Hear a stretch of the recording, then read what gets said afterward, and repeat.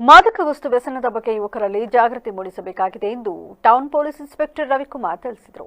ಮಳವಳ್ಳಿ ಪಟ್ಟಣದ ತಾಲೂಕು ಪಂಚಾಯಿತಿ ಮುಂಭಾಗ ವಿದ್ಯಾ paramedical college ವಿದ್ಯಾರ್ಥಿಗಳಿಂದ ಹಮ್ಮಿಕೊಳ್ಳಲಾಗಿದ್ದ ಮಾದಕ ವಸ್ತು ಮತ್ತು ವ್ಯಸನ ಹಾಗೂ ಅಕ್ರಮ ಕಳ್ಳಸಾಗಣೆ ವಿರುದ್ಧ ಅಂತಾರಾಷ್ಟ್ರೀಯ ದಿನಾಚರಣೆ ಅಂಗವಾಗಿ ಜಾಗೃತಿ ಜಾಥಾಕ್ಕೆ ಚಾಲನೆ ನೀಡಿ ಮಾತನಾಡಿದ ಅವರು, ಜಗತ್ತಿನಲ್ಲಿ ಅತಿ ವೇಗವಾಗಿ ಬೆಳೆಯುತ್ತಿರುವ ಮಾದಕ ವಸ್ತು ವ್ಯಸನಿಗಳ ಬಗ್ಗೆ ಸಾರ್ವಜನಿಕರಲ್ಲಿ ಯುವಕರಲ್ಲಿ ಅರಿವಿನ ಅಗತ್ಯವಿದೆ.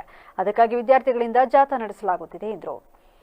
1988ರಿಂದ ಪ್ರತಿ ವರ್ಷ ಜೂನ್ 26ನೇ ತಾರೀಕನ್ನ ಮಾದಕ ದ್ರವ್ಯ ವಿರೋಧಿ ದಿನ ಅಂತ ಆಚರಣೆ ಮಾಡ್ತಾ ಇದ್ದಾರೆ. ಇವತ್ತಿನ ದಿನ ಕೇವಲ ನಮ್ಮ ದೇಶದಲ್ಲ, ಜಗತ್ತಿನಾದ್ಯಂತ ಅತಿ ತೀವ್ರಗತಿಯಲ್ಲಿ ಬೆಳೀತಾ ಇರತಕ್ಕಂಥ ಈ ಮಾದಕ ದ್ರವ್ಯ ಸೇವನೆ ಅಂತಕ್ಕಂಥ ಒಂದು ದುಶ್ಚಟದ ಬಗ್ಗೆ ಸಾರ್ವಜನಿಕರಲ್ಲಿ, ಅದರಲ್ಲೂ ಕೂಡ ಯುವ ಸಮೂಹದಲ್ಲಿ ಒಂದು ಜಾಗೃತಿಯನ್ನು ಮೂಡಿಸಿ ಆ ಮೂಲಕ ಅವರ ಒಂದು ಸದೃಢಗೊಳಿಸುವಂತ ಒಂದು ಉದ್ದೇಶದಿಂದ ಸಾರ್ವಜನಿಕರಲ್ಲಿ ಈ ಒಂದು ಕಾರ್ಯಕ್ರಮ ಹಮ್ಮಿಕೊಳ್ಳಬೇಕು ಅಂತ ಹೇಳಿಬಿಟ್ಟು ನಮ್ಮ ಮಳವಳ್ಳಿಯ ವಿದ್ಯಾ ಪ್ಯಾರಾಮೆಡಿಕಲ್ ಕಾಲೇಜು ಸಹಯೋಗದೊಂದಿಗೆ ಮಳವಳ್ಳಿ ಪಟ್ಟಣ ಪೊಲೀಸ್ ಠಾಣೆ ವತಿಯಿಂದ ಎರಡು ಸಹಯೋಗದೊಂದಿಗೆ ಒಂದು ಕಾರ್ಯಕ್ರಮ ಹಮ್ಮಿಕೊಂಡು ಸಾರ್ವಜನಿಕರಲ್ಲಿ ಜಾಗೃತಿಯನ್ನು ಮೂಡಿಸಲಿಕ್ಕೆ ಒಂದು ಕಾರ್ಯಕ್ರಮ ಹಮ್ಮಿಕೊಂಡಿದ್ದೇವೆ. ಇದಾದ ನಂತರ ವಿದ್ಯಾರ್ಥಿಗಳಿಗೆ ಇದರ ಬಗ್ಗೆ ಒಂದು ಅಂದರೆ ಒಂದು ಅರಿವನ್ನು ಮೂಡಿಸತಕ್ಕಂಥ ಕಾರ್ಯಕ್ರಮವನ್ನು ಕಾಲೇಜಿಗೆ ಹಮ್ಮಿಕೊಂಡಿದ್ದೇವೆ.